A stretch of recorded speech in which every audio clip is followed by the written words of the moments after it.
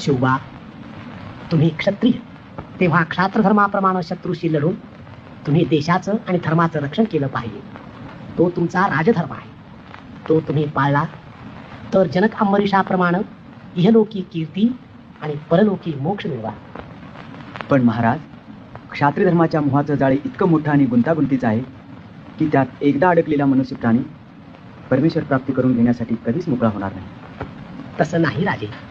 वर्णाश्रम धर्माप्रमाणे प्राप्त झालेली कर्तव्ये तुच्छ देखून ईश्वर प्राप्तीसाठी संसाराचा त्याग करण्याची किंवा दुसरा कोणताही खटाटोप करण्याची आवश्यकता नाही.